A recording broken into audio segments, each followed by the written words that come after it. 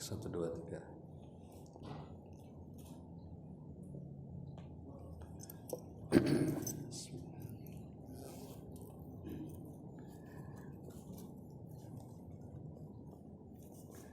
Bismillahirrahmanirrahim. Assalamualaikum warahmatullahi wabarakatuh.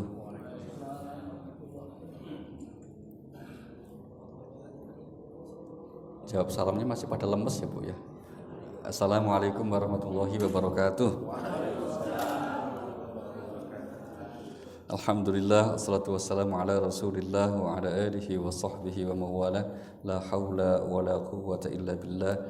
Allahumma faqihna fid din wa 'allimna ta'wil, amma ba'd. Bapak Ibu sekalian, alhamdulillah. Alhamdulillah, ini sudah banyak sekali pertanyaan yang masuk. Nanti kita pilih-pilih kira-kira yang memungkinkan untuk bisa kita sampaikan dalam majelis kita kali ini. Ini yang pertama, saya kurang mengikuti ya, tapi ada yang bertanya begini nih, bagaimana sikap seorang anak kalau ada seorang ibu yang memaksakan kehendaknya, saya tidak merestui perkawinanmu, kira-kira begitu. Ada yang mau rujuk, nggak boleh rujuk, ya gitu. Nggak tahu ini ada nggak gitu, ada misalnya gitu ya. Bagaimana sikap seperti itu? Nah, yang pertama di dalam Al-Quran, posisi anak itu memang ada beberapa. Yang pertama, anak itu memang menjadi salah satu kesenangan hidup. Mari kita lihat ayatnya ya, surah nomor 3 Ali Imran ayat yang ke-14. Allah berfirman, A'udzubillahi minasyaitonir rajim. Zuyyina lin-nas hubbus syahawat minan nisa wal banin wal qanatir muqantarati minadh dhahab wal fiddah wal khayl musawwamati wal an'ami wal hars. Silakan Bu. A'udzubillahi minasyaitonir rajim. Bismillahirrahmanirrahim. Dijadikan rasa indah dalam pandangan manusia cinta terhadap apa yang diinginkan, berupa perempuan-perempuan, anak-anak, harta benda yang bernumpuk dalam bentuk emas dan perak, kuda pilihan, hewan ternak, dan syawal-syawal. Itulah kesenangan hidup di dunia, dan di sisi Allah lah tempat kami. Itulah kesenangan hidup di dunia. Nomor 1 apa tadi Bu? Kesenangan hidup nomor 1? Perempuan. Berarti ini kesenangan bagi lelaki. Kalau kesenangan bagi perempuan nomor 1 apa Bu? Laki-laki ya. Cius nih Bu.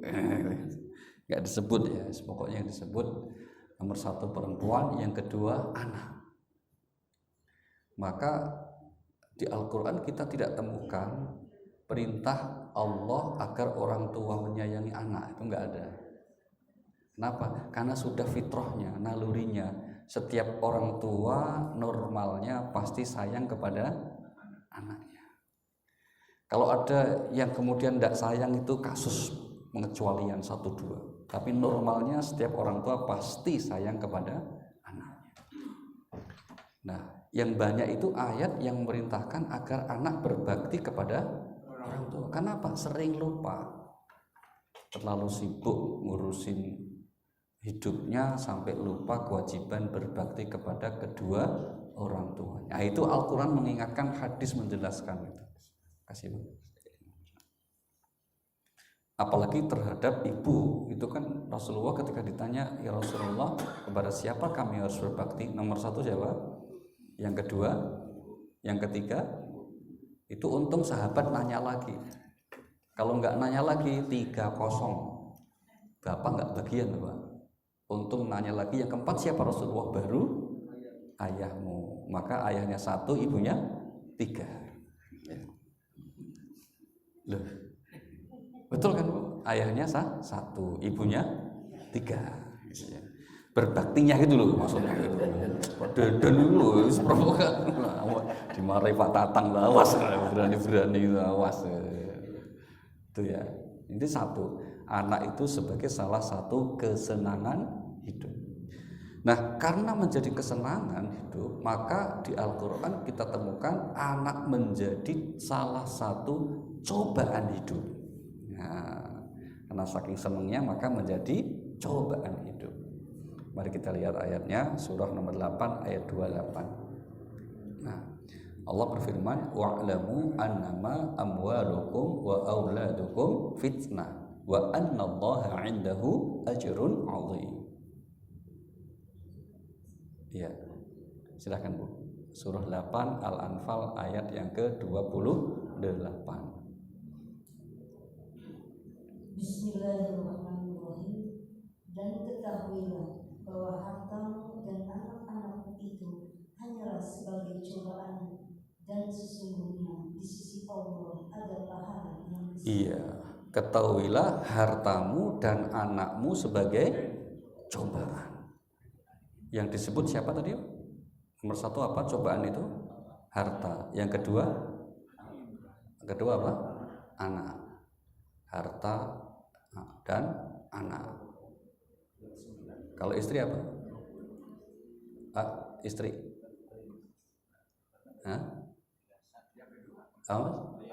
Istri perhiasan. Mantap. Alhamdulillah. Salam, silakan Bu. Silakan Bu. Mohon maaf ya Bu, saya duluan ya. Mohon maaf gitu. Mohon maaf. Oh gitu. Undangan setengah 9 ya Pak? Bang Dedi jam 8 tuh Bu. Jam 8. Oh tuh Bang Dedi tuh yang salah tuh. Jadi mungkin kalau Ustadz lain 8.30 ya Bu ya. Nah itu kami sampaikan pengumuman. Betul. Nah itu marahin nanti Bu Bang Dedi Bu. Dimarahin aja Bang Dedi itu. Kita ya masih salah undangannya itu ya 0800. 0800. Tapi nggak apa-apa, berarti Ibu sudah terlalu cepat ini. Harusnya 08.30 kok kemudian itu tadi sudah terlalu cepat. Alhamdulillah. Itu ya. Ya. Baik, sampai mana tadi? Ya, hartamu dan anakmu sebagai cobaan. Nah, tadi pertanyaannya itu begini, yang bertanya itu apakah boleh orang tua, wabil khusus ibu, itu kemudian memaksakan kehendaknya kepada anaknya? Kan gitu. Misalnya, aku nggak setuju lagi kalau kamu rujuk. Aku nggak setuju kalau kamu nikah sama dia. Kira-kira begitu ya. Aku nggak setuju kalau kamu kuliah milih jurusan ini. Gitu. Jawabannya apa Bu? Tentu tidak diperbolehkan dalam agama. Kenapa? Nih jawaban yang ketiga. Tadi kan anak bisa menjadi kesenangan hidup. Yang kedua, anak bisa menjadi cobaan. Yang ketiga apa? Anak itu amanah Allah. Miliknya siapa anak itu? Allah, bukan milik kita. Maka kalau ada orang tua yang menikahkan putri kandungnya, saya nikahkan dan kawinkan engkau dengan putri kandung saya, dengan mas kawin dibayar tunai, itu berarti menyerahkan amanah. Maka suami yang kemudian langsung berani mengatakan saya terima nikah dan kawinnya Fulana binti Fulan dengan mas kawin tersebut dibayar, itu berarti menerima amanah. Dan tanggung jawabnya itu satu paket Bu. Paket itu apa? Paketnya ada orang tua si pengantin wanita itu berarti mertua loh. Mertua itu juga jadi amanah bagi anaknya. Belum lagi kalau istri punya adik perempuan itu kemudian atau saudara. Kita harus membangun keluarga itu satu saudara. Dan itu semua amanah, berat tanggung jawabnya. Enggak hanya di dunia, tapi sampai kelak nanti. Suami yang tahu istri itu amanah, tanggung jawabnya berat, tidak akan nambah amanah. Loh serius ini gitu ya. Tidak akan menambah amanah. Kawan saya bilang, aku nggak akan nambah amanah, cuma nambah aminah. Oh kacau gitu. Jadi kesimpulannya apa?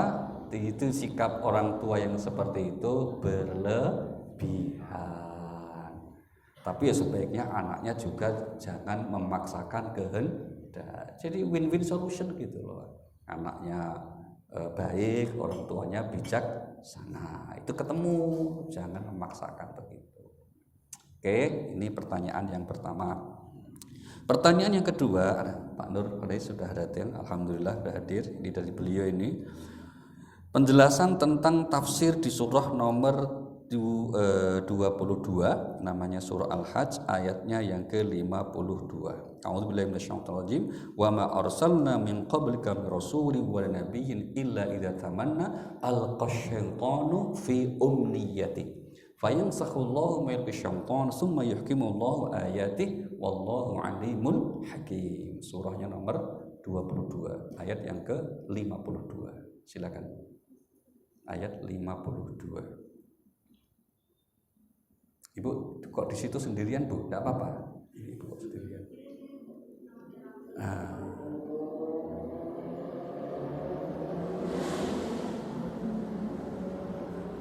Silakan. Ya, surah 22 ayat 52.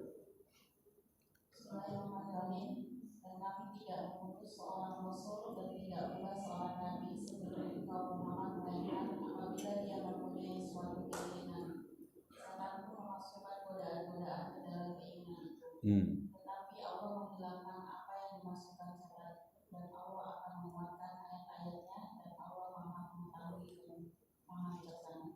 Iya. Di antara usaha-usaha setan, ini kurang lebih makna ayat ini ya Pak. Ketika para nabi sebelum Nabi Muhammad diutus, itu kalau nabi itu menyampaikan firman-firman Tuhan, firman-firman Allah, maka setan itu akan berjuang keras untuk menggoda apa? Menggoda manusia atau orang yang menerima firman Tuhan itu, kaum yang menerima kitab suci disampaikan Nabi itu, untuk kemudian apa? Untuk kemudian memasukkan ke dalam keinginan-keinginannya itu, sehingga kemudian apa? Yang terjadi adalah orang tersebut kemudian satu bisa kemudian salah paham terhadap ayat Tuhan. Yang kedua apa? Mungkin ayat Tuhan itu kemudian tidak diikuti. Yang ketiga apa? Malah mungkin ayat Tuhan itu diubah. Itu yang terjadi di masa nabi-nabi sebelum Nabi Muhammad. Dan itu terjadi, Pak. Bentuk konkretnya apa? Bentuk konkretnya kitab suci sebelum Al-Quran seperti Taurat dan Injil itu kemudian menurut standar Al-Quran banyak mengalami perubahan. Ada yang dihilangkan informasinya, ada yang diubah. Salah satu hobi orang-orang ahli kitab itu apa? Mengubah isi kandungan Alkitab, firman Tuhan. Nah, salah satu yang diubah itu apa atau yang dihilangkan itu apa? Informasi tentang Nabi Muhammad sallallahu alaihi wasallam. Tuh, mari kita lihat ayatnya ya, Bu. Surah nomor 7 Al-A'raf ayat 157. Allah berfirman, A'udzubillahi minasyaitonir rajim, alladzina yattabi'una ar-rasulan nabiyyal ummiyal ladzi yajidunahu maktuban 'indahum fit Taurah wal Injil.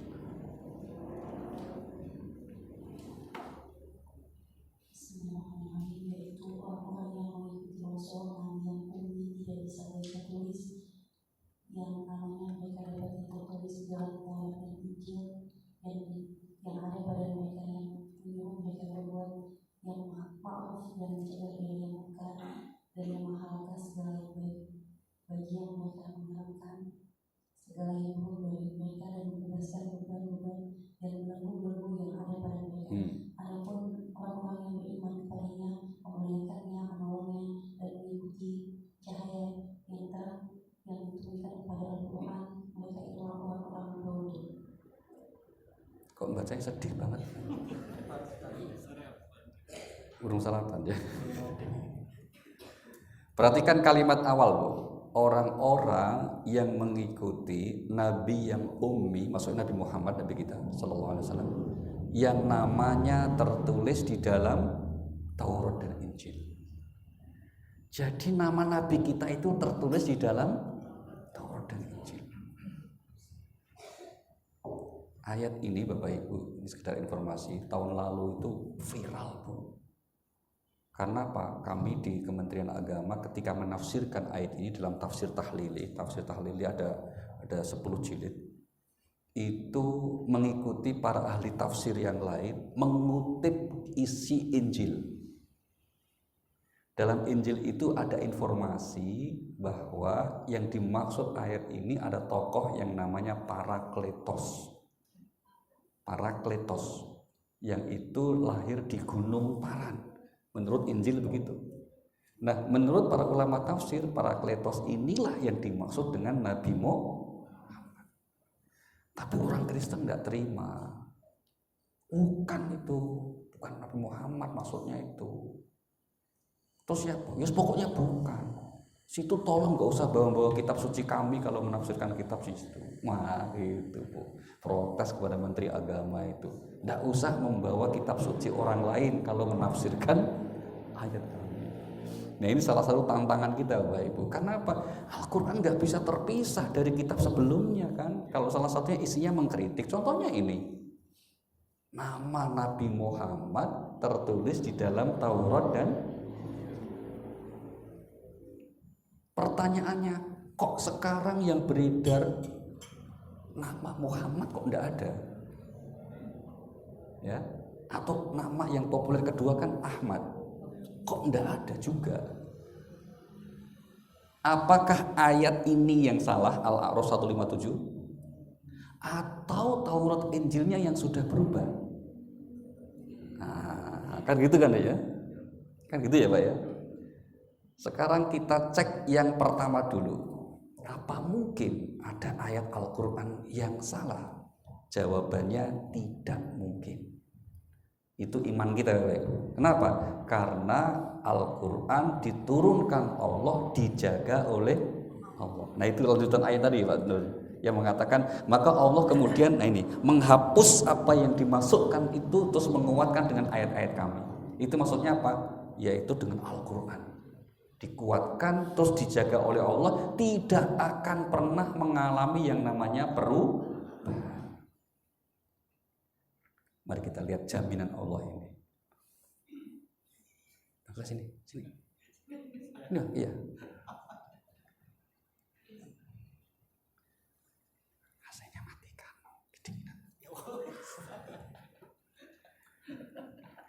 Surah nomor 15 ayat 9. Allah berfirman, Inna nahnu nazzalna zikra wa inna lahu lahafizun.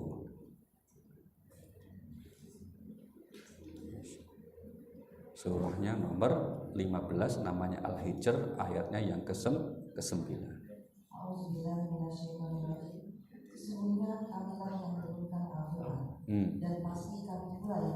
Sungguh kami yang menurunkan Al-Quran dan sungguh kami juga yang pasti menjaganya. Perhatikan ya Bu, ini pelan-pelan nih sambil belajar ulumul Quran namanya atau kaidah tafsir. Allah itu kan Qul huwallahu ahad. Satu toh. Kenapa di ayat ini kok pakai kata kami? Ya, kok di ayat ini pakai menggunakan kata kami? Itu pengertiannya dua, Pak. Nafsul a'zam yang pertama, pengagungan terhadap Allah. Yang kedua apa? Maknanya dalam menjalan atau melakukan aktivitas itu Allah menggunakan proses menyertakan makhluknya.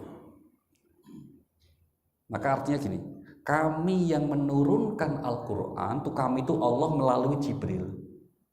Maka pertanyaannya, malaikat yang tugasnya menurunkan wahyu siapa? Jibril kan. Maka yang dimaksud kami di sini bukan Allahnya banyak, tapi Allah melalui malaikat Jibril. Itu yang dimaksud kami yang menurunkan Al-Quran. Dan kami juga yang menjaganya. Kami di sini siapa? Allah melalui hamba-hambanya yang beriman, yang mempelajari, yang menjaga Al-Quran. Termasuk Bapak Ibu ini. Itu disertakan dalam ayat ini karena apa? Kita mempelajari Al-Quran. Maka kemungkinan pertama bahwa ada ayat yang keliru atau berubah, batal. Nggak ada. Karena yang menjaga adalah Allah. Melalui siapa? Melalui kita. Ada yang menghafalnya, ada yang menjaganya. Maka orang yang mempelajari Al-Quran, menjaga Al-Quran, menghafal Quran, oleh Rasulullah dikatakan siapa? Hum ahlullah wa khasatuh. Mereka itu keluarganya Allah dan orang spesialnya Allah. Maka Bapak Ibu ini orang spesialnya Allah. Kalau orang spesialnya, enggak spesial aja masuk surga, apalagi spesial. Insya Allah ahli surga. Optimis saja Bu, tapi enggak usah pede. Bikin status alhamdulillah surga. Ya saja. Ini ya, yang dimaksud.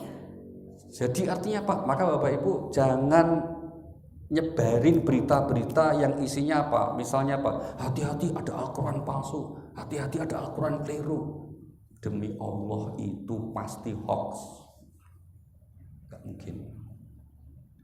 Kenapa? Karena yang jaga itu Allah. Bahwa ada 1-2 keliru mungkin. Ini kemarin juga viral nih Bu. Ada ayat yang keliru tulisannya di surah Al-Kahfi. Wa inna la ja'iluna ma'alaiha sa'idan juruza. La ja'iluna tertulis la jahiluna. Kan fatal loh. Protes ke Menteri Agama. Alasannya apa? Ini Al-Quran sudah ada tanda izin edar tashihnya. Kenapa kok keliru? Kami sebagai anggota pentasih tersinggung ini. Kenapa kok ada bisa Quran sampai keliru? Setelah dicek apa yang terjadi Pak? Ini penipuan. Penipuan. Jadi begini Pak, ada satu penerbit ini dapat tender mencetak Al-Quran. Penerbitnya di Bekasi, ada di situ di Mushaf itu. Yang pesan tender namanya BWI, Badan Wakaf Indonesia. Ini lembaga resmi pemerintah. Pesan sekian ribu eksemplar Al-Quran untuk dibagikan kepada umat. Nah penerbit ini tidak mentashihkan mushafnya ke kita. Nah, kok dia dapat tanda itu dari mana? Dari mushaf yang lain Bu. Yang dia juga terbitkan. Karena namanya penerbit kan. Penerbit itu kan yang diterbitkan macam-macam mushafnya. Ada yang mushaf kecil, ada yang mushaf gede. Itu kan kertasnya beda-beda. Ada mushaf biasa, ada mushaf terjemah biasa, terjemah perkata, itu pun ada yang berwarna, ada yang polos, gitu kan? Itu tanda tasnya beda-beda, nggak sama Bapak Ibu. Kenapa? Nanti dicetaknya itu pakai flat yang berbeda. Nah, nakalnya penerbit apa? Dia tidak mentasihkan naskah ini, tapi diambilkan dari naskah lain, ditempel di situ. Maka ketika terjadi kekeliruan kita nggak tanggung jawab, itu salah penerbit. Sayangnya di negara kita ini yang nipu kayak gitu nggak dihukum Bu. Cuma diperintahkan tolong naskahnya ditarik. Wah enak banget ya. Innalillahi. Tapi hikmahnya apa? Itu bukti Allah menjaga. Ternyata apa? Salah satu huruf ketahuan. Allah jaga itu. Nggak lolos gitu loh. Nah, jadi tinggal satu kemungkinan ini. Kemungkinannya apa? Berarti kitab sebelumnya yaitu Taurat Injil mengalami perubahan. Tadinya ada nama Nabi Muhammad. Bahkan Nabi Isa sendiri menurut Al-Quran itu tugas utamanya apa? Tugas utama Nabi Isa itu beliau 2. Satu, membenarkan isi Taurat yang isinya tauhid. Yang kedua, mengabarkan tentang datangnya Nabi Muhammad. Kita lihat ya Bu, surahnya nomor 61 ayatnya yang ke-6. Wa idh qala Isa bin Maryam ya bani Israil inni rasulullah ilaikum musaddiqan lima baina yadayhi at-Taurah wa mubasysyiran bi rasulin ya'ti min ba'di ismuhu Ahmad.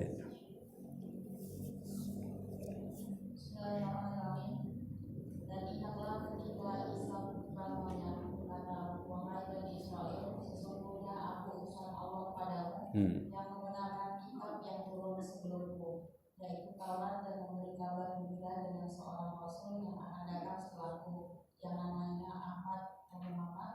Namun ketika rasul itu datang kepada mereka dengan membawa bukti-bukti yang nyata, mereka berkata ini adalah sihir yang nyata. Iya kan? Perhatikan, kedatangan Nabi Muhammad oleh Nabi Isa itu dikatakan apa? Menjadi kabar gembira. Luar biasa Pak. Tugas Nabi Isa itu 2, membenarkan isi Taurat, menyampaikan kabar gembira. Kabar gembiranya apa? Dengan diutusnya Nabi Muhammad. Itulah di ayat yang lain kita itu disuruh gembira itu loh. Kenapa? Karena Nabi Muhammad sudah diutus. Itu yang disebut rahmat dan karunia Allah Subhanahu wa taala. Kita lihat surah nomor 10 ayat 58. Surah 10 ayat 58. Qul bi fadlillahi wa bi rahmatihi fabidzalika falyafrahu huwa khairum mimma yajma'un.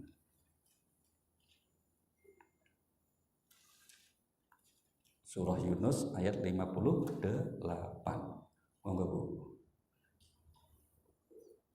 Katakanlah Muhammad, dengan karunia Allah dan rahmatnya, hendaknya dengan itu mereka bergembira. Itu lebih baik daripada apa yang mereka kumpulkan. Iya. Dengan rahmat dan karunia Allah, yaitu dengan diutusnya Nabi Muhammad membawa Al-Quran, hendaklah kamu bergembira. Kenapa? Itu karunia yang paling besar dari Allah untuk umat manusia. Lebih bagus dari yang kamu kumpul-kumpulkan. Yang mereka kumpul-kumpulkan itu biasanya apa, Bu? Yang biasa dikumpul-kumpulkan orang biasanya apa?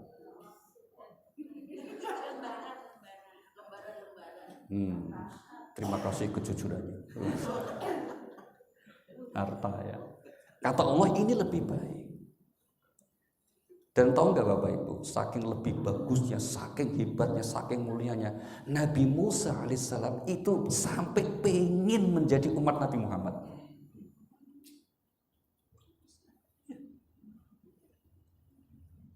Dalam sebuah riwayat itu meskipun sanadnya diperselisihkan, ini riwayat yang bersumber dari kitab-kitab tafsir. Nabi Musa itu bilang begini, ya Rabb, ajitu fil alwah, ya Tuhan, saya lihat di Taurat kok ada umat disebutnya umat terbaik.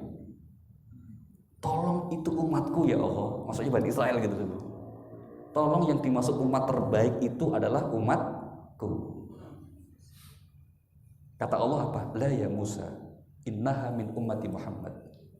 Bukan Musa, sorry ya, itu umatnya Nabi Muhammad. Maka di Al-Quran tahu kan? Kuntum khaira ummatin ukhrijat linnas. Surah nomor 3 ayat 110. Surah 3 ayat 110. Kuntum khaira ummatin ukhrijat linnas ta'muruna bil ma'ruf wa tanhauna 'anil munkar wa tu'minuna billah. Surah Al-Imran ayat 110.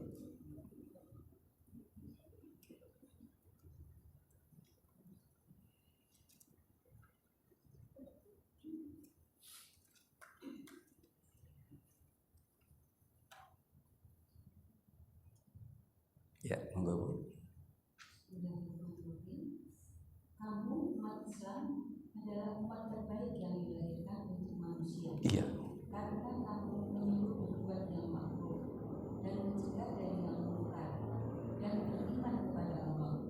Sekiranya ahli kitab berilmu, tentulah itu lebih baik bagi mereka. Di antara mereka ada yang beriman, namun kebanyakan mereka adalah orang-orang yang fasik. Nah, Musa sedih karena ternyata umatnya itu bukan umat beliau, tapi umat Nabi Muhammad. Aduh. Nabi Musa terus bilang lagi, ya Rabb, arafil alwah, saya lihat di alwah, saya baca di Taurat. Kok ada umat kalau berbuat dosa itu sebanyak dan sebesar apapun diampuni kalau tobat. Tolong itu umatku ya Allah. Jawaban Allah apa sama Bu? La ya Musa, innaha min ummati Muhammad. Itu umatnya Nabi Muhammad, bukan umat Nabi Musa. Kenapa Bu? Karena umat Nabi Musa itu berlaku ketentuan kalau berbuat dosa besar itu cara tobatnya bunuh diri. Bunuh diri. Bukan dibunuh Bu, bunuh diri. Ayatnya itu surah 2 ayat 54. Wa idh qala Musa liqaumihi ya qaumi innakum zalamtum anfusakum bittikhadikumul ijla fatubu ila bari'ikum faqtulu anfusakum dzalikum khairul lakum 'inda bari'ikum fataba 'alaikum. Silakan Bu. Bismillahirrahmanirrahim. Dan ingatlah ketika Musa berkata kepada kaumnya, wahai kaumku, kamu benar-benar telah menzalimi diri sendiri dengan dengan menjadikan patung anak sapi sebagai sesembahan. Karena itu bertobatlah kepada penciptamu dan bunuhlah dirimu. Itu lebih baik bagimu di sisi penciptamu.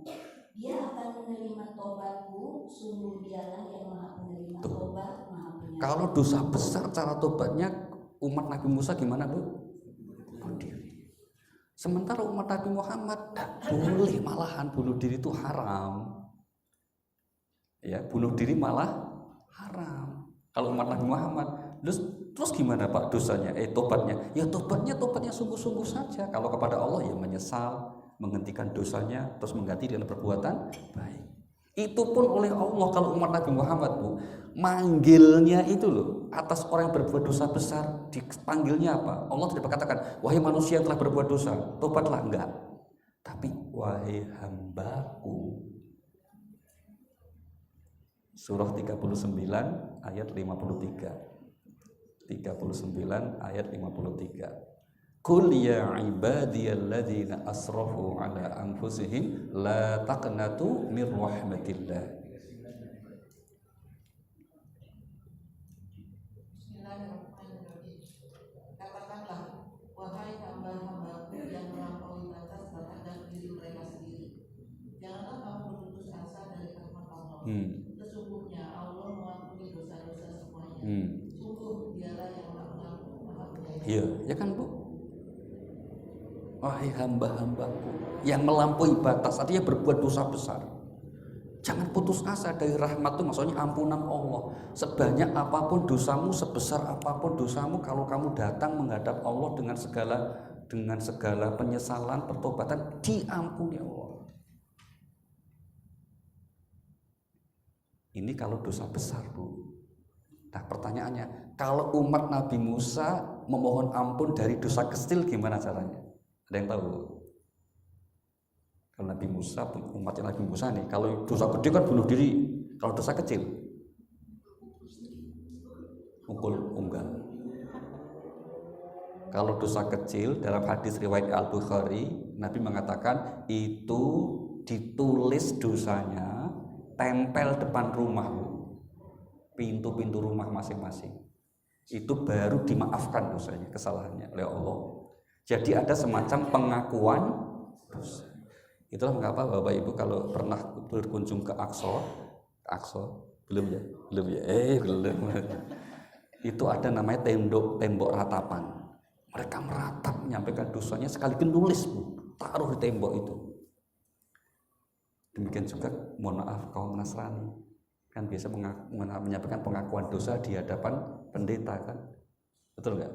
Maka ada pengakuan dosa, tulis, Bapak saya telah melakukan dosa tadi malam begini. Oke anakku, dosamu diampuni, ini saya kasih air suci. Begitu, betul kan? Kan biasanya ada air baptis, air suci kan? Begitu. Tadi malam saya telah ikut berjudi, maafkan saya Bapak. Oke, kamu sudah mengaku, dosamu diampuni. Ini minum air suci. Di setiap pastoran biasanya ada kolam yang isinya dianggap sebagai air suci. Di Jogja itu Jalan Kalurang gerejanya gede, pernah begitu ada kasus itu. Pagi-pagi langsung berderet calon-calon pendeta menyampaikan pengakuan dosanya, langsung dikasih air suci. Ada pendeta muda paling akhir itu dari tadi senyum kata gitu. Lihat teman-temannya tobat diterima terus dikasih air suci yang diambil dari kolam itu. Kata pendetanya, kamu ngapain? Dosamu apa yang kamu lakukan? Kok kamu malah senyum gitu? Maafkan Bapak, saya tadi malam pipis di tempat air suci itu. Astagfirullah. Jadi yang diminum temennya tadi ya Allah. Awas Pak Soleh jangan catat tuh, tidak boleh ini nanti viral, nanti nggak boleh itu, ya tidak boleh ya.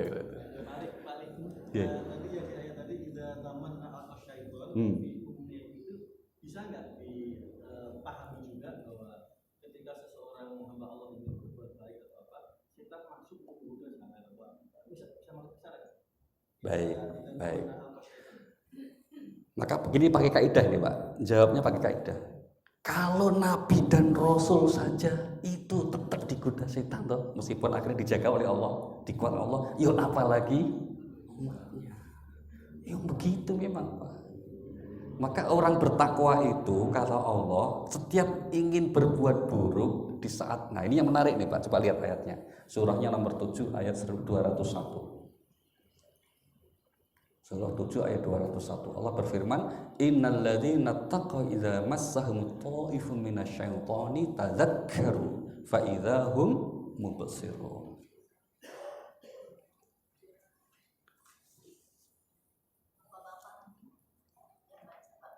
Oh gantian.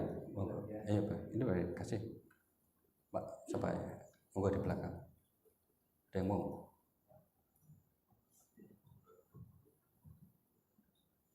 Surah 7 Al-A'raf ayat yang ke-201. 201.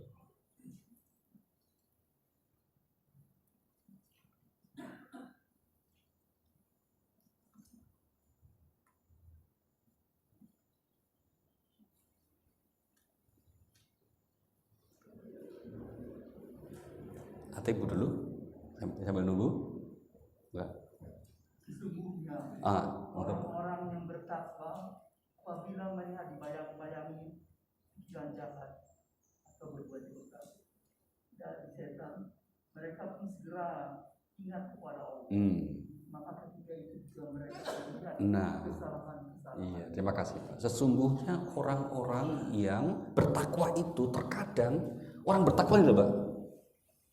Apalagi yang nggak takwa gitu loh Bu. Yang bertakwa aja, yang baik saja itu terkadang masih dibayang-bayangi hatinya untuk berbuat jahat. Tapi dia sadar ini pasti dari hawa nafsu dan setan. Maka dia segera mengingat Allah. Di saat itu dia tahu, oh ini salah, nggak boleh. Kalau pejabat langsung dikasih tahu, oh ini korupsi, nggak boleh. Kalau orang biasa langsung dikasih, oh ini bukan istriku, nggak boleh. Nah, gitu loh Pak, langsung begitu. Hidup ya begitu. Nah, maka Bapak Ibu, dari perspektif ini Pak Nur, kenapa Rasulullah itu bersabda, dan ini salah satu keistimewaan juga umat ini. Apa sabda Nabi? Orang baik itu manahaitukum anhu fantahu wa ma amartukum fa'tu minhu mastata'tum. Artinya apa itu? Jauhi yang kularang, kerjakan yang kuperintah semampumu. Tapi nomor satu itu apa? Jauhi yang kularang.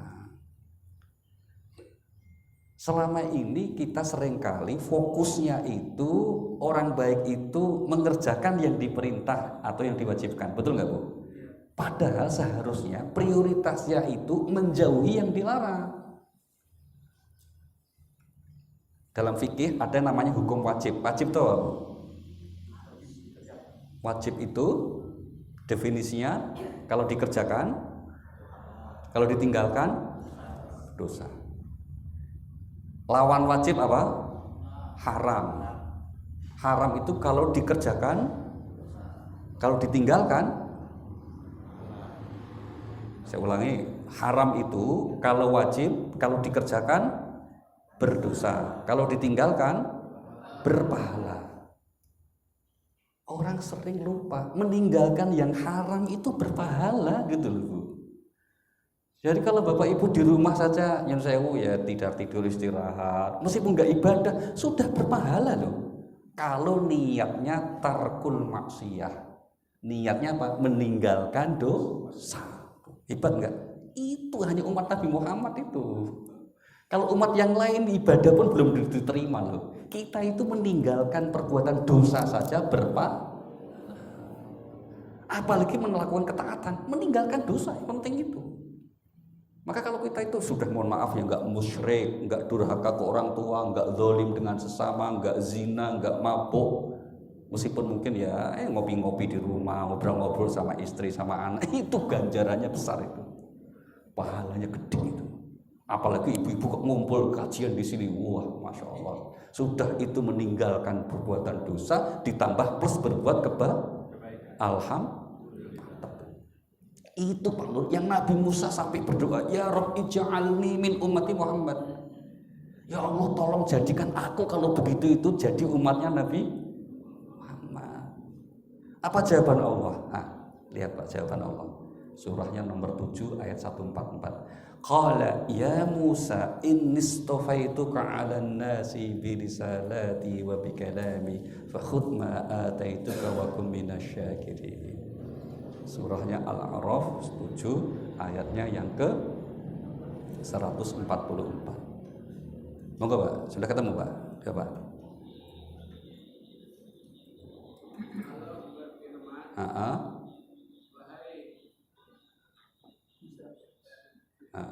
Ini nggak tahu kacamatanya yang salah atau kurang terang ini ya.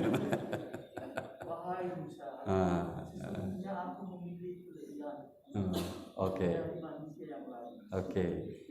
Pada masamu, maksudnya pada masamu, untuk membawa risalahku dan firmanku. Sebab itu berpeganglah kepada apa yang aku berikan kepadamu, dan hendaklah engkau termasuk orang yang. Nah, langsung ketika Nabi Musa berdoa, ya Tuhan, jadikan aku umat Nabi Muhammad. Kata Allah apa? Enggak Musa. Kamu sudah saya pilih menjadi orang terbaik di masamu, di zamanmu, di eramu, dan sudah aku beri kamu Taurat, pegang itu dan jadilah orang yang bersyukur. Gak usah pingin-pingin jadi umat Muhammad. Nabi Musa ngeratap, minta-minta Bu, pengen jadi umat Nabi Muhammad. Lah kita ndak usah minta, ndak usah doa, ndak usah usaha, lahir cengir sudah jadi umat Nabi Muhammad. Alhamdulillah. Syukur nggak Bu? Alhamdulillah. Harusnya kita tuh syukur banget, gembira banget, termasuk pas ngaji ini alhamdulillah. Meskipun banyak utang. Maksudnya banyak masalah gitu loh. Harus gembira. Meskipun dalam hidup kita mungkin ada ujian, banyak masalah itu.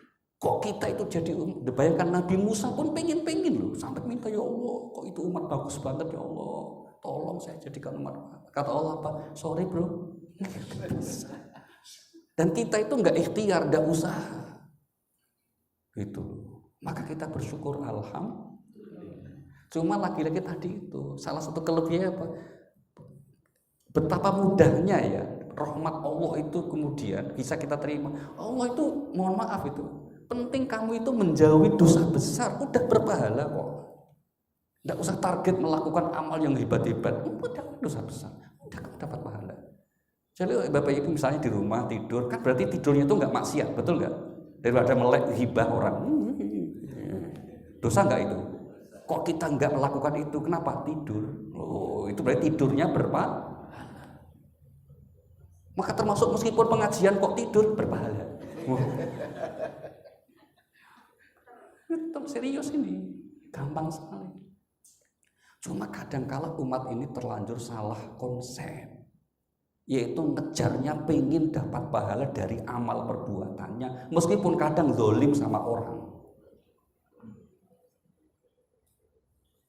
Pengen bukti Bu, ini kesalahan ini loh. Orang pengen dapat pahala loh, dia melakukan amal, tapi sebetulnya di saat yang sama ternyata dia menzalimi orang. Misalnya apa? Ibu pernah tahu jamaah haji, jamaah umrah Indonesia udah unyuk Bu, selesai tawaf itu langsung dipinggir gimana cara nyium Hajar Aswad, betul nggak? Temennya bilang itu ini Hajar Aswad ya, ada siap dibantu Bu, langsung kemudian dalam hitungan 2 menit berhasil mencium Hajar Aswad, tapi bayar joki toh. Bayar apa? Nyium Hajar Aswad yang tiba-tiba kan nggak sunnah Ibu, nggak disunahkan. Yang disunahkan kan setelah tawaf. Kalau memungkinkan nyium Hajar. Kalau yang tiba-tiba unyuk-unyuk dari hotel nggak ada sunnahnya begitu. Apalagi bayar joki untuk mendolimi orang. Seandainya nyium itu ada pahalanya sekalipun, pahala nyium Hajar Aswad nggak nutup dosanya mendolimi orang. Na'udzubillahi. Termasuk nyun sewu kita nih, soft nih, kebetulan ada yang kosong. Oh di depan runtung gitu, cok ngelangkai pundak orang itu. Bukan masjid sini loh, sini nggak ada bedanya. Maka sebaiknya Bapak Ibu bikin soft itu kalau datang duluan langsung soft pertama, biar nggak nambah dosa yang belakang. Karena ngelangkai pundak orang itu kan dosa. Pahalanya duduk di soft pertama itu belum bisa nutup di dosa lain itu. Kan kira-kira gitu kan. Dan itu banyak Bapak Ibu konsep kayak gitu. Ada orang ninggalin keluarga demi untuk apa? Untuk berdakwah. Tapi istri anaknya terzolimi. Padahal Al-Quran mengatakan ku anfusakum wa ahlikum nar. Jaga diri dan keluargamu. Dia kok malah dakwah ke tempat lain. Pahala yang dia peroleh dari dakwahnya itu nggak bisa nutup dosanya mendolimi keluarga. Padahal Nabi sudah bilang apa? Yang ku larang jauhi, yang ku perintah kerjakan semampumu. Kan enak banget. Betul nggak Bu? Paham ya? Jadi santai aja di rumah ini, insya Allah kalau ibu nggak maksiat itu sudah menghindari perbuatan dosa besar, berarti berpahala. Nih kasih contoh lagi, kelebihan umat Nabi Muhammad yang diakui dan disebut di hadis. Nabi Musa bilang, ya Rob itu kok ada umat ya, baru niat baik saja sudah dapat pahala. Tolong umatku dong, kata Allah nggak bisa, itu umat Muhammad. Maka Rasulullah bersabdanya apa? Niyatul mukmin khairum min amalihi. Niatnya orang mukmin itu lebih bagus daripada amal perbuatannya. Ya, kita sudah niat pengen berbuat baik Bu. Ya, itu sudah dapat pahala. Meskipun enggak nyun sewu kayak anak-anak kita itu loh. Anak-anak kecil kan, kan pun seneng tok. Anak kecil ya 5 tahun loh, main mobil-mobilan. Kan enggak ada tujuannya itu. Pokoknya seneng. Nggak ada niatnya apa-apa. Tapi kalau kemudian meskipun judulnya itu permainan, itu bahasa Arabnya lebah, permainan, apakah golf atau main bola, tapi ada tujuannya. Tujuan kenapa ke golf? Saya pengen silaturahmi. Kan ada tujuan bagus toh? Boleh nggak Bos? Boleh. Kenapa kamu main bola? Biar sehat. Ada tujuannya. Tujuannya sesuai syariat. Boleh, bagus. Kenapa kok ibu ikut senam jantung sehat? Ada tujuannya. Maka senam, maka permainan ada tujuan baiknya yang dibenarkan syariat, termasuk menghindari dosa. Itu berarti bukan main-main yang dimaksud di dalam ayat tadi itu. Termasuk sendaguru. Nah kalau sendaguru itu, ini kira-kira kalau anak usia SMP grup itu aktivitas yang ada tujuannya, tapi tujuannya itu tidak penting, mengalahkan aktivitas yang ada tujuan pentingnya. Itu namanya sendaguru. Nah dunia ini bagi orang-orang tidak beriman hanya 2 itu. Kan gitu kan. Kalau orang nggak punya iman kan nggak ada tujuan hidup. Kecuali yang ngumpulin dunia, mati selesai. Betul nggak? Padahal mati kan nggak selesai. Mati itu kan berarti hidup baru dimulai itu. Ya, ada hisab dan seterusnya. Itu bagi orang yang tidak beriman. Maka kita syukur kok kita diberi anugerah menjadi orang alhamdulillah. Ya. Bisa dikatakan begini, misalnya sudah azan, kita udah dengar kalau azan, tapi dia tetap misalnya main catur misalnya. Termasuk itu. Oh termasuk Pak. Itu termasuk yang melalaikan atau menunda-nunda sholatnya, termasuk itu. Maka di Al-Quran kan sering diingatkan, wasari'u, cepat-cepatlah kamu, sabiqu, berlombalah kamu berbuat baik, fafirru, larilah kamu segera menuju Allah. Ada seorang tabi'in Pak, itu jadi wali kekasih Allah gara-garanya Pak, amal sederhana. Apa itu Bu? Setiap masuk waktu sholat 10 menit sebelum azan sudah di masjid. 10 menit sebelum, itu aja amalnya itu, enggak punya amal yang istimewa lainnya. Hanya 10 menit sebelum azan beliau ditanya, kenapa kamu kok melakukan itu? Jawaban beliau apa? Masa untuk menghadap Allah nunggu dipanggil? Menghadap Allah kok nunggu dipanggil? Meskipun itu benar juga, Allahu Akbar, langsung datangnya bagus juga kan Bu, itu masih bagus, nanti dapat qobliyah, dapat sholat awal waktu kan itu bagus. Tapi ada yang menurut beliau lebih bagus, saya tidak harus nunggu azan untuk dipanggil sholat, tapi saya siap. Mau ketemu presiden aja kan setengah jam, 2 jam sebelum udah datang loh. Masa mau ketemu Allah? Ada yang koma baru terus. Bukan jamak sini Bu, bukan sini. Sini nggak ada bedanya. Ya ada. Iya, tapi ya itu pilihan masing-masing. Kalau bisa jangan begitulah. Ada Pak, yang saya Jumatan dulu. Padahal karena dengerin khutbah itu kan rukun sholat Jumat tuh. Ada Jumatan tuh qomat baru ikut sholat akhirnya. Nah kalau itu Pak Nur pada nunggunya ini biasanya malah teman-teman yang di kantor. Karena merasa masjidnya deket toh, ada tinggal turun lift toh. Akhirnya apa? Merasa mungkin kadang-kadang khotibnya bosenin gitu kelamaan. Akhirnya dia tetap di ruangannya main game untuk Mobile Legend gitu kan. Baru setelah kemudian amin turun gitu ada yang seperti itu. Terus bagaimana? Ya enggak apa-apa, ya sudah. Masing-masing pilihannya. Tapi tentu itu tidak ideal. Yang ideal apa? Segera untuk memenuhi mengikuti panggilan Allah Subhanahu wa taala. Itu yang disebut orang yang baik. Begitu ya. Baik. Nah, kenapa pertanyaan tadi? Kenapa kok mereka melakukan itu?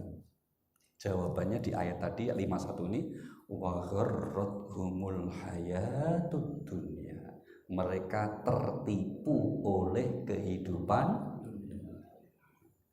Kita lihat ayat yang lain tuh yang senada. Surahnya nomor 30 ayat yang ke-7. Ya'lamuna dhahiran minal hayatid dunya wa hum 'anil akhirati hum ghafilun. Monggo Pak. Di sebelah kanan ibu lagi atau surah 30 Ar-Rum ayat yang ke-7.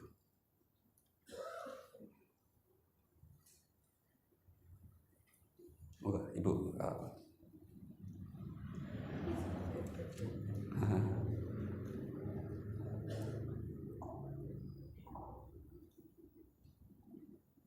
Mereka mengetahui yang lahir atau yang tampak dari kehidupan dunia, sedangkan terhadap kehidupan akhirat mereka lalai. Iya, manusia umumnya begitu, terlalu sibuk ngurusi urusan akhirat mereka lalai atau lupa Bu? Lalai, bukan lupa ya. Kalau lupa apa Bu? Nggak ingat. Lupa nggak ingat. Ingat tidak lupa. Lalai itu berarti tahu tapi nggak fokus. Berarti apa? Menurut ayat ini setiap orang itu aslinya hati kecilnya itu sadar, tahu hidup tuh nggak hanya di dunia, pasti juga ada yang namanya akhir. Tapi lalai mereka karena terlalu sibuk ngurusi dunia. Maka dunia dengan segala fasilitasnya itu satu sisi memang itu yang paling banyak menjadikan manusia tertipu. Harus dibedakan ya Bu ya, antara kehidupan dunia dengan kesenangan dunia ini beda. Beda Pak. Saya ulangi, kehidupan dunia dengan kesenangan dunia. Bedanya apa? Kalau kehidupan dunia sangat penting karena apa? Menjadi momentum tempat waktu kita ngumpulin bekal untuk kehidupan akhir. Itu pentingnya dunia itu gitu. Coba lihat ayatnya, surahnya nomor 59 ayat yang ke-18. Ya ayyuhalladzina amanu taqullaha wal tanzur nafsum ma qaddamat lighad wattaqullah innallaha khabirum bima ta'malun. Surah Al-Hasyr surah 59 ayat yang ke-18, ayat 18.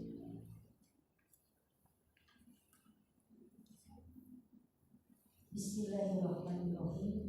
Wahai orang-orang yang beriman, bertakwalah kepada Allah dan hendaklah setiap orang memperhatikan apa yang telah diperbuatnya untuk hari esok atau hari akhirat, dan bertakwalah kepada Allah. Sungguh Allah Maha Teliti terhadap apa yang kamu kerjakan. Itulah mengapa Bapak Ibu, orang yang kemudian sudah meninggal, mereka nyesel banget, pengen diberi kesempatan sekali lagi hidup di ngapain? Ingin ngaji ke Nurul Hidayah, ya, ingin sedekah, ingin mengikuti seruan Allah, ingin menjadi beramal soleh. Intinya apa? Yang sudah meninggal itu pada menyesal, ingin kembali hidup di. Lah ada orang yang masih diberi hidup, bunuh diri, pengen mati, punya masalah dikit, lebih baik aku mati katanya. Ada yang bilang lebih baik aku kembali ke rahim ibuku. Wow, gondrong gede gitu, gimana tuh? Putus asa teman-teman gitu, nggak boleh gitu. Nah, kehidupan dunia sangat bermakna, yaitu apa? Tempat kita untuk mengumpulkan bekal akhir. Buktinya yang sudah mati nyesel. Tapi jangan tertipu oleh kesenangannya. Itu tetap fokuslah kemudian dengan akhirat. Pada saat yang sama, ya nikmatilah dunia ini. Coba lihat ayatnya, surah 28 ayat 77. Wabtaghi fima atakallahu daral akhirah wa la tansa nasibaka minad dunya wa ahsin kama ahsanallahu ilaik wa la tabghil fasada fil ardh innallaha la yuhibbul mufsidin. Silakan Bu. 2877. Dan carilah pahala di akhirat dengan apa yang telah dianugerahkan Allah kepadamu. Tetapi janganlah kamu lupakan bagianmu di dunia dan berbuat baiklah kepada orang lain sebagaimana Allah telah berbuat baik kepadamu. Dan janganlah kamu berbuat kerusakan di bumi, sungguh Allah tidak menyukai orang yang berbuat kerusakan. Nah, kemudian berikutnya di ayat tadi dikatakan jangan melupakan Allah. Jangan apa Bu? Di dunia ini, supaya nanti di akhirat kita tidak dilupakan, dicuekin. Pertanyaannya gimana dong caranya supaya kita tidak lupa sama Allah? Hidup kita supaya diliputi hati selalu ingat kepada Allah. Apa jawaban Allah? Aqimis sholata li dzikri. Surah 20 ayat 14. Surahnya 20, surah Toha ayat 14. Innani anallah la ilaha illa ana fa'budni wa aqimis sholata li dzikri. Monggo. Sungguh aku ini Allah, tidak ada Tuhan selain aku, maka sembahlah aku dan laksanakan sholat untuk. Nah, jadi tujuan utama Allah syariatkan sholat itu agar kita selalu mengingat itu tujuannya Bu. Maka tidak usah terlalu berlebihan untuk gimana gerakan yang pas ya, posisi tangan di mana ya, malah nggak ingat Allah nanti malah. Kadang orang begitu.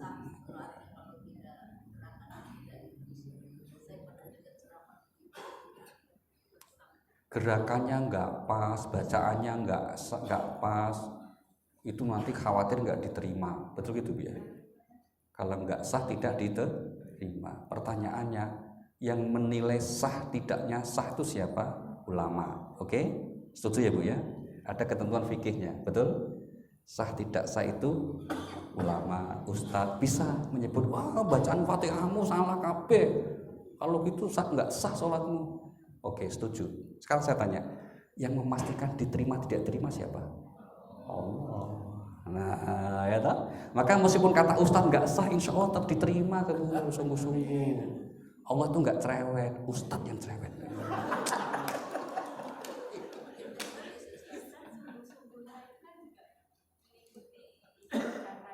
Oh iya Bu, cara yang benar sungguh-sungguh. Tapi kemudian sama-sama sungguh-sungguh mengikuti cara yang benar, kadangkala berbeda, jangan merasa paling benar. Itu maksud saya Bu. Iya, betul. Itu ujungnya. Sekarang saya tanya, Sewu, misalnya gerakan itu yang benar begini atau begini Bu? Atau begini? Lah iya bener kabeh tuh. Nggak usah terlalu diributkan. Tahiyat di at-tahiyatul. Atau ketika illallah baru gini. Diam saja atau gerak? Lah ya kan? Bener kabeh tuh. Itu maksud saya. Yang gitu itu jangan terlalu disibukkan. Wong tujuan sholat bukan untuk itu. Kata ayat tujuan sholat untuk mengingat nanti kalau kita sibuknya di situ nggak ngingat Allah, malah tuh iki rukuk saya pas gak ya, waduh. Wong sholat itu supaya kita mengingat Allah. Tapi ya terus nggak boleh SPD, sak penak EDW, nggak boleh. Kita buat modifikasi ya supaya lebih sehat, rukuknya nggak hanya ke depan, nggak boleh. Tetap sekarang saya tanya Bu, itu gerakan sholat yang ngajari siapa? Rasulullah kan? Rasulullah dari siapa? Jibril. Rasulullah ngajari. Tapi Nabi itu nggak ada ngajari langsung Bu, direct teaching nggak ada. Hadis sholat itu hadis namanya fi'liyah. Shollu kama ra'aitumuni usolli. Sekalian sholat sebagaimana kalian lihat aku sholat. Jadi nggak seperti anak TK, anak TPA itu, ayo kita belajar sholat ya, gini ya, Allahu Akbar. Ya, ayo, nggak begitu Bu, gitu. Nggak ada Nabi gitu itu. Yang ada Nabi sholat duhur, sholat asar, sholat isya, sholat subuh, sholat sunnah, sahabat ngikuti. Yang ada gitu, oh gitu Nabi ya. Jadi kalau seringkali sahabat kadang berbeda pemahamannya, terus ulama berbeda pemahamannya, biasa aja, ya toh, biasa aja. Biasa apa? Ya itu memang begitu. Waktu sholat beda. Pak Tatang baru pulang dari Turki kemarin. Turki itu waktu subuhnya itu 40 menit setelah kita. Baru masuk subuh. Maka kalau masjid Turki subuh-subuh kok sepi itu, memang belum masuk itu. Karena mazhab Hanafi mereka subuhnya 40 menit. Enak sono, ikut sono enak juga itu. Subuhnya udah agak siang gitu. Termasuk Ramadan sahurnya itu makanya itu sudah subuhan, sudah selesai, mereka kadang masih makan. Udah subuh kan kami belum gitu. Artinya apa? Berbeda itu biasa. Paham ya Bu ya? Maka jangan berlebihan untuk kemudian kita tentunya sholat tadi itu tujuan utamanya kita untuk mengingat Allah. Tapi jangan salah paham, ada kelompok di Jakarta ini Bu, ngaku namanya kelompok apa, walau saya nggak sebut nama. Kelompok ini diajari oleh gurunya untuk setiap saat mengingat Allah. Maka akhirnya apa? Udah nggak sholat. Situ udah usah sholat lagi, karena kamu sudah selalu mengingat Allah. Karena menurut ayat ini, sholatlah untuk mengingat Allah. Kalau sudah selalu mengingat Allah, maka tidak perlu. Itu namanya tafsir SPD tadi. Sampai naik dewi. Tidak benar ya Bu, tidak boleh begitu. Rasulullah itu orang yang pasti selalu sempurna ingat hati kepada Allah, bahkan ketika tidur sekalipun tetap masih sholat. Nah kamu itu siapa bro nggak sholat, ngaku sudah ingat Allah, tidak boleh gitu. Nah kayak gini nih kadang kala ada itu. Nafsirin ayat semaunya. Ini termasuk nanti Pak Nur. Kalau mereka akhirnya gagal untuk menggoda manusia supaya merubah Al-Quran, akhirnya yang diubah apa? Tafsirnya. Ditafsir semaunya sendiri. Termasuk hadis. Orang-orang gagal untuk mengubah Al-Quran, memalsukan Al-Quran, maka mereka akhirnya ngincer hadis. Itu sejak zaman dulu. Maka kenapa Imam Asy-Syafi'i rahimahullah, Imam Asy-Syafi'i ya imam yang mazhab kita ikuti, itu disebut Nasirus Sunnah, penolong pembela Kenapa? Zaman itu sudah ada kelompok ingkar sunnah, kelompok yang nggak mau pakai sunnah, maunya pakai Quran tok. Usah sunnah, hadis perlu, cukup Al-Quran itu. Nah di era modern juga ada Bu, yang diserang ini gitu. Itu ya, maka hati-hati. Tapi juga jangan kemudian terlalu mengikuti sunnah, mengabaikan Al-Quran. Tidak benar juga. Ini nggak boleh dipisah satu paket. Ati'ullaha wa ati'ur, ikutilah Allah berarti Al-Quran, taatilah Rasul berarti satu paket. Tidak boleh dipisah. Maka yang enak itu apa? Yang enak ya yang proporsional lah. Segala sesuatunya apa? Proporsional. Tidak boleh berlebihan. Termasuk kuliah duha ini tidak boleh berlebihan. Gitu. Kalau sudah agak kelihatan capek-capek, ngantuk-ngantuk ini. Gitu. Oke, silakan masih ada Bapak Ibu. Monggo satu lagi. Wah, Pak Tatang dulu monggo Pak.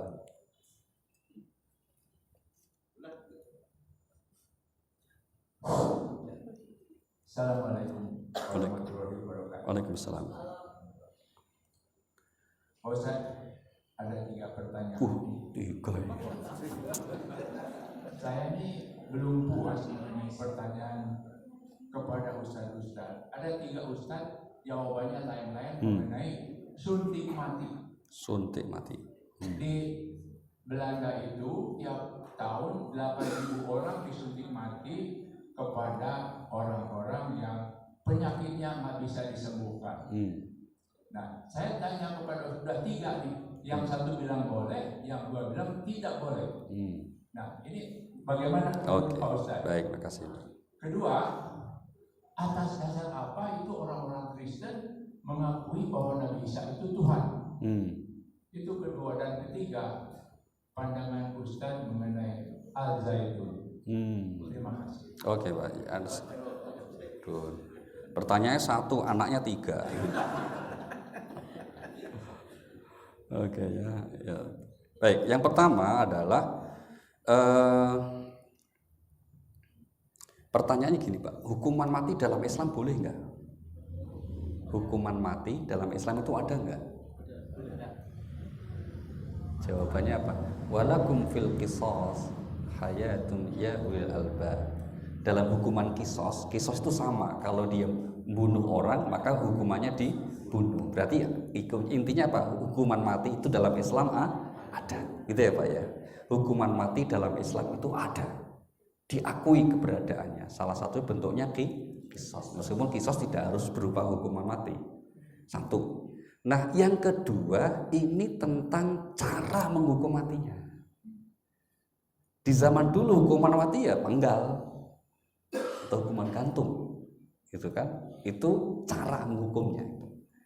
Nah, kemudian yang ketiga, dosa atau kesalahan apa yang dalam agama kemudian boleh diberikan hukuman mati, kan gitu. Dari perspektif ini, Pak, maka kemudian kalau orang itu memang melakukan tindakan kriminal, tindakan perbuatan dosa besar berupa pembunuh, maka hukuman mati dibunuh itu boleh dengan cara apapun, yang penting tidak menzalimi, termasuk suntik mati boleh.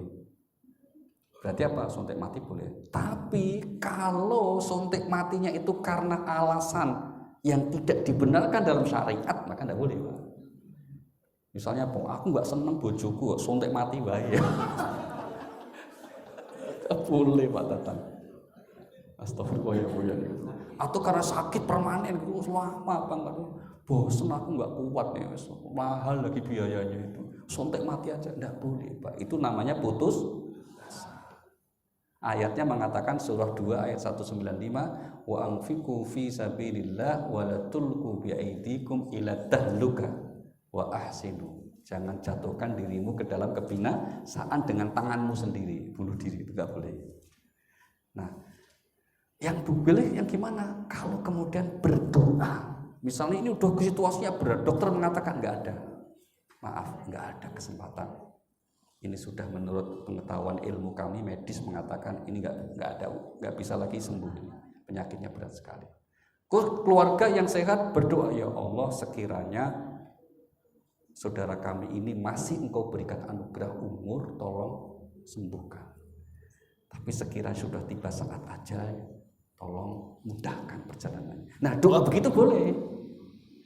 Doa yang seperti itu boleh. Kenapa? Ini tidak menunjukkan keputusasaan, tapi namanya tawakal kepada Allah karena sudah berusaha sungguh.